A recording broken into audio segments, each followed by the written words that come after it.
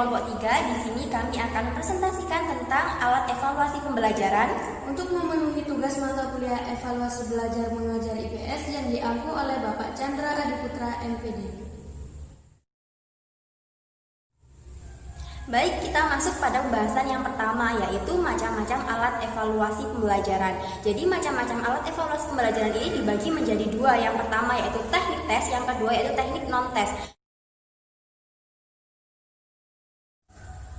Yang pertama yaitu teknik tes. Teknik tes adalah cara yang digunakan untuk menilai atau mengukur pada bidang pendidikan yang berupa pemberian tugas, baik berupa pertanyaan maupun perintah. Nah, nantinya ini akan menghasilkan nilai. Nilai ini nantinya yang akan digunakan untuk melambangkan prestasi maupun tingkah laku siswa. Teknik tes ini dibagi menjadi beberapa macam golongan. Penggolongan yang pertama yaitu berdasarkan fungsinya. Yang pertama yaitu tes seleksi atau biasa disebut sebagai tes ujian masuk. Tes ini biasa dilakukan pada saat penerimaan siswa baru. Tes ini dilaksanakan gunanya untuk memilih siswa yang memiliki kemampuan paling tinggi di antara siswa-siswa yang lain. Dan tes ini bisa dilakukan secara lisan maupun tertulis. Dan juga soal-soal yang diberikan pada tes ini tergolong soal-soal yang cukup sulit karena nantinya hanya siswa yang memiliki kemampuan paling tinggi yang dapat menjawab soal-soal tersebut. Yang kedua yaitu tes awal atau biasa disebut sebagai pretest. Tes ini dilaksanakan pada saat sebelum memulai pembelajaran.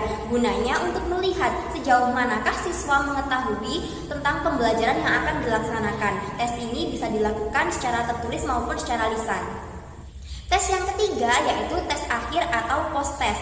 Ini berbeda dengan tes awal karena tes akhir ini dilaksanakan pada saat selesai pembelajaran dan gunanya untuk melihat sejauh manakah peserta didik bisa menangkap pembelajaran setelah dilaksanakan.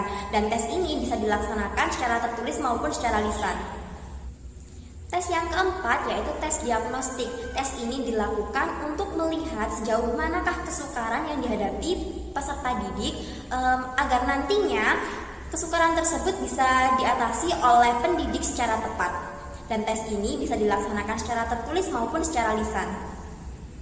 Yang kelima yaitu tes formatif atau biasa disebut sebagai ulangan harian. Tes ini dilaksanakan untuk melihat sejauh manakah peserta didik dapat terbentuk setelah melakukan proses pembelajaran dalam kurun waktu tertentu. Tes ini dilaksanakan ketika sub pokok bahasan terakhir terselesaikan. Tes ini bisa dilaksanakan secara lisan maupun secara tertulis. Yang keenam yaitu tes sumatif atau biasa disebut sebagai ulangan umum atau ulangan semester. Tes ini dilaksanakan setelah sekumpulan satuan program pengajaran selesai diberikan. Jadi tes ini berbeda dengan tes formatif karena jumlah soalnya akan lebih banyak. Dan tes ini dilaksanakan secara tertulis gunanya agar siswa-siswa memperoleh soal yang sama. Sekarang kita masuk pada penggolongan tes yang kedua yaitu berdasarkan aspek psikis yang ingin diungkap. Yang pertama yaitu tes intelijensi. Tes ini dilaksanakan untuk mengetahui seberapa jauh kecerdasan yang dimiliki oleh seseorang. Yang kedua yaitu tes kemampuan. Tes ini dilaksanakan untuk mengetahui kemampuan atau bakat khusus yang dimiliki oleh seseorang. Yang ketiga yaitu tes sikap. Tes ini dilakukan untuk mengetahui respon apa yang dilakukan oleh seseorang kepada dunia di sekitarnya, baik berupa individu-individu maupun objek-objek tertentu. Yang keempat yaitu tes kepribadian. Tes ini dilakukan untuk mengetahui ciri khas apa yang dimiliki oleh seseorang, baik gaya bicara, cara berpakaian, nada suara, hobi, kesenangan maupun lain-lainnya. Yang kelima yaitu tes hasil belajar atau bisa juga disebut sebagai tes pencapaian. Tes ini dilakukan dengan cara pemberian tugas baik berupa pertanyaan maupun perintah yang harus dikerjakan dan harus dijawab oleh seseorang. Nantinya tes ini akan menghasilkan nilai. Nilai inilah yang akan digunakan untuk mengukur seberapa tingkat prestasi seseorang. Sekarang masuk pada penggolongan tes yang ketiga yaitu berdasarkan orang yang mengikuti tes.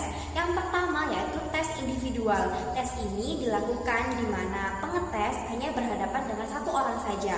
Yang kedua yaitu tes kelompok. Tes ini dilakukan di mana pengetes berhadapan dengan lebih dari satu orang.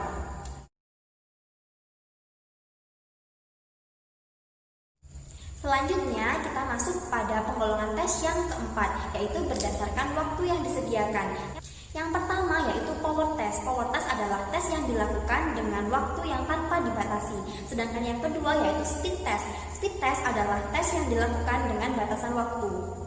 Selanjutnya yaitu penggolongan tes yang kelima, yaitu berdasarkan bentuk respon. Yang pertama yaitu verbal test. Verbal test adalah tes yang menghendaki adanya respon berupa kata-kata maupun kalimat secara tertulis maupun secara lisan. Yang kedua yaitu non-verbal test. Non-verbal test adalah tes yang dilakukan untuk mengetahui respon berupa tindakan maupun tingkah laku. Dan penggolongan tes yang terakhir atau yang keenam yaitu berdasarkan pertanyaan dan jawaban. Yang pertama yaitu tes tertulis. Tes tertulis adalah tes yang dilakukan dengan pertanyaan maupun jawaban yang dilakukan secara tertulis. Sedangkan yang kedua yaitu tes lisan, yaitu pertanyaan maupun jawaban dalam tes tersebut dilakukan secara lisan.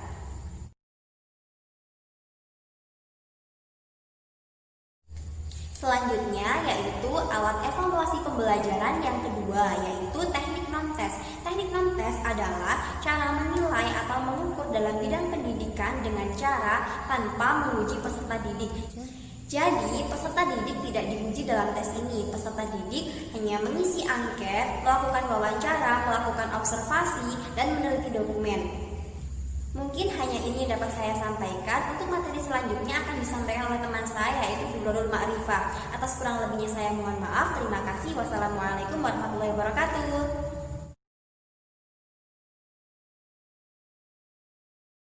Assalamualaikum warahmatullahi wabarakatuh. Saya Nurul Ma'rifah. Di sini saya akan melanjutkan presentasi tentang alat-alat evaluasi pembelajaran yang tadi sudah disampaikan oleh pemateri 1. Langsung saja masuk ke dalam penggolongan non-tes. Penggolongan non-tes di sini ada 4. Yang pertama adalah pengamatan, yang kedua wawancara, yang ketiga angket atau kuesioner, dan yang terakhir adalah pemeriksaan dokumen. Langsung saja yang pertama pengamatan, yaitu dilakukan dengan cara mengamati langsung terhadap siswa dengan memperhatikan tingkah laku siswa tersebut. Pengamatan dapat dilakukan di berbagai tempat seperti misalnya pada saat di kelas pada saat jam pelajaran, terus di halaman sekolah pada saat siswa tersebut bermain. Yang kedua wawancara. Wawancara adalah percakapan secara lisan yang mengandung pertanyaan-pertanyaan yang sesuai dengan tujuan informasi yang ingin digali. Di sini wawancara terbagi menjadi 2 kategori, yaitu wawancara bebas dan wawancara terpimpin. Wawancara bebas adalah si penjawab bebas menjawab sesuai dengan yang dia ketahui tanpa dibatasi oleh si pewawancara. Yang kedua wawancara terpimpin adalah di sini pewawancara telah menyusun pertanyaan dengan tujuan untuk mengiring penjawab pada informasi yang diperlukan. Yang ketiga, angket atau kuesioner. Angket dapat digunakan sebagai alat bantu dalam penilaian hasil belajar. Angket dapat diberikan langsung kepada siswa tersebut maupun kepada orang tuanya. Tujuan penggunaan angket di sini adalah untuk memperoleh data mengenai latar belakang peserta didik. Dan yang terakhir adalah pemeriksaan dokumen.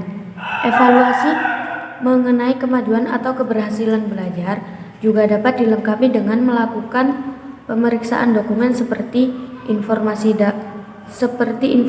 daftar pribadi, seperti kapan dan di mana siswa itu dilahirkan, terus agama apa yang dianutnya, apakah pernah tinggal di kelas, atau bahkan apakah siswa tersebut pernah meraih penghargaan.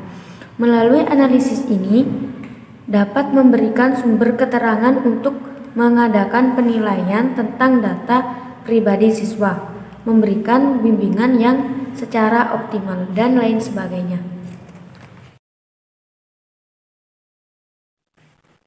Sekarang fungsi tes. Fungsi tes di sini ada 2. Yang pertama sebagai alat pengukur terhadap peserta didik, yaitu untuk mengukur seberapa jauh, seberapa mana peserta didik memahami pembelajaran yang sudah dilakukan selama ini.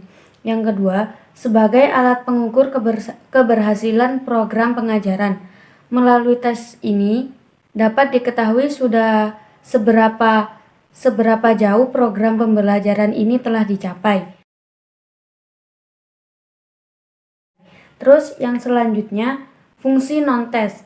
Untuk mengetahui kondisi kejiwaan peserta didik, seperti persepsinya terhadap mata pelajaran tertentu, persepsinya terhadap guru, minatnya di bidang apa, terus bakatnya peserta didik tersebut di bidang apa, tingkah laku maupun sikapnya seperti apa. Yang selanjutnya, bentuk-bentuk soal. Di sini ada dua, yaitu soal uraian atau isai dan yang kedua soal objektif. Soal uraian adalah bentuk soal yang mengandung pertanyaan yang jawabannya tidak disediakan oleh pembuat soal. Soal isai adalah soal yang terdiri dari pertanyaan dan suruhan menghendaki jawaban yang berupa uraian-uraian yang relatif panjang. Jadi dapat disimpulkan di sini soal isai ataupun uraian itu sama-sama mengandung pertanyaan yang tidak ada, yang jawabannya itu tidak disediakan oleh si pembuat soal. Selanjutnya, soal uraian. Soal uraian dibagi menjadi dua jenis, yaitu yang pertama soal uraian terbuka dan soal uraian terbatas. Soal uraian terbuka adalah si penjawab ini dengan bebas sepenuhnya menjawab sesuai dengan apa yang mereka pikirkan. Sedangkan soal uraian terbatas adalah jawaban yang dikehendaki adalah jawaban yang sudah dibatasi. Selanjutnya, soal objektif adalah jenis soal yang di dalamnya sudah disediakan alternatif atau kemungkinan jawaban yang dapat dipilih oleh siswa, seperti soal pilihan ganda. Jenis-jenis soal objektif. Soal objektif secara umum memiliki 3 tipe, yaitu benar atau salah, menjodohkan, dan yang terakhir pilihan ganda. Benar atau salah adalah tes yang mengajukan pernyataan yang bernilai benar atau salah. Yang kedua, menjodohkan. Tes ini mempunyai seri jawaban dan seri pertanyaan. Siswa tugasnya adalah mencari pasangan dari seri pertanyaan dan seri jawaban. Dan yang terakhir, pilihan ganda. Tes ini mengandung satu pemberitahuan tentang suatu materi tertentu yang belum sempurna serta beberapa alternatif jawaban yang terdiri dari kunci jawaban dan pengecoh. Sekian dari saya. Ada kurang lebihnya mohon maaf. Saya akhiri. Wassalamualaikum warahmatullahi wabarakatuh.